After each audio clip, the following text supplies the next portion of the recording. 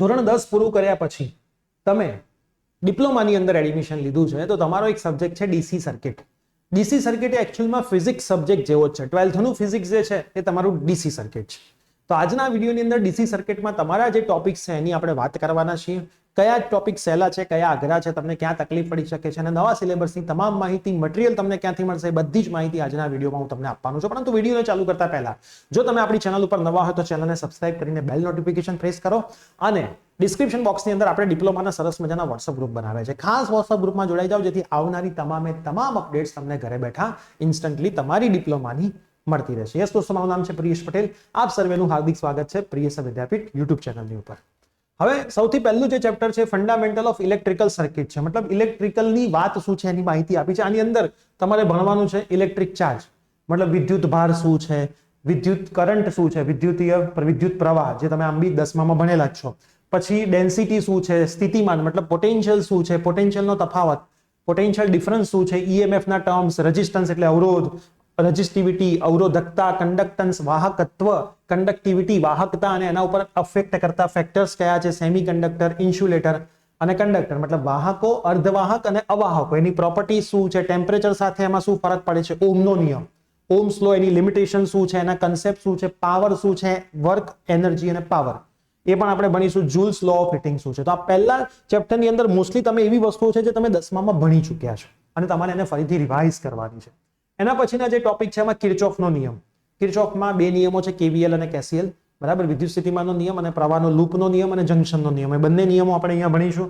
Series અને parallel connection આ તમે 10મામાં ભણી ગયા, શ્રેણી અને સમાંતર જોડાણ. એના પછી તમારે ભણવાનું રહેશે બેટરીનું, સેલનું, આ એક નવું આવશે.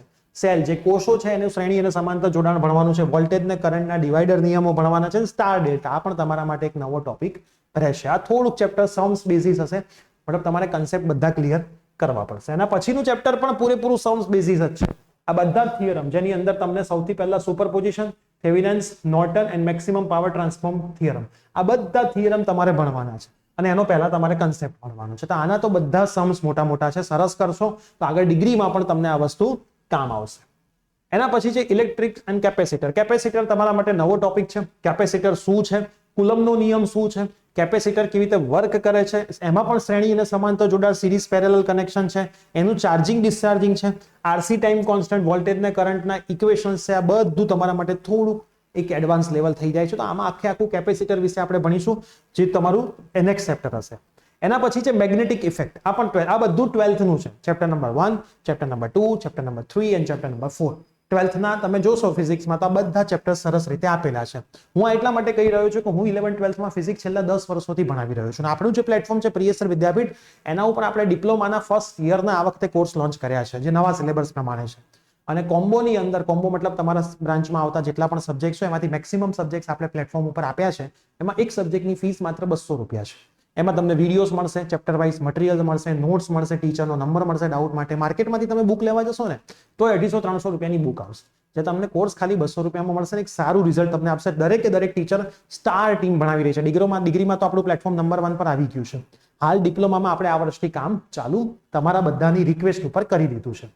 આમાં તમને ચુંબકીય ક્ષેત્રની બધી જ વાતો આવશે. સોલેનોઇડ શું છે, રાઈટ હેન્ડ થંબ રૂલ શું છે, મેગ્નેટિક સર્કિટ શું છે, બરાબર, મેગ્નેટિક સર્કિટની ઇલેક્ટ્રિક સર્કિટ સાથેની કમ્પેરિઝન કરીશું, ફેરાડેના નિયમો ભણીશું, ઇન્ડક્શન ભણીશું, ફ્લેમિંગોના નિયમો ભણીશું, આપણે લેન્સનો નિયમ ભણીશું, સેલ્ફ અને મ્યુચ્યુઅલ, આત્મપ્રેરણ અને અન્યોન્ય પ્રેરણ શું છે એ ભણીશું, ઇન્ડક્ટરના, બરાબર, ઇન્ડક્ટરના શ્રેણી અને સમાંતર જોડાણો ભણીશું, ઇન્ડક્ટરનું કન્સ્ટ્રક્શન અને એની એપ્લિકેશન પણ ભણીશું. આ બે ચેપ્ટર છે એકચ્યુઅલમાં 12thના, ચોથું અને છઠ્ઠું, ચોથું, પાંચમું, છઠ્ઠું, 3 ચેપ્ટર કહી દો તોય ચાલે. એ 3 ચેપ્ટર ભેગું કરીને તમારું આ એક ચેપ્ટર અહીંયા બનાવેલું છે. તો સરસ મજાનો તમારો સિલેબસ ભેગા મળીને ભણીશું. આપણા પ્લેટફોર્મ ઉપર આ જે ડીસી સર્કિટ છે હું પોતે જ ભણાવું છું. જેમ હું ફિઝિક્સ બી હું જ ભણાવું છું. તમારા ડિપ્લોમામાં પણ અલગ અલગ બ્રાન્ચમાં 2 ફિઝિક્સ છે, એપ્લાઇડ ફિઝિક્સ અને મોડર્ન ફિઝિક્સ. એ બી હું ભણાવું છું અને ડીસી સર્કિટ સબ્જેક્ટ પણ હું જ તમને ભણાવીશ. તો આવી જાઓ, બહુ મજા આવશે.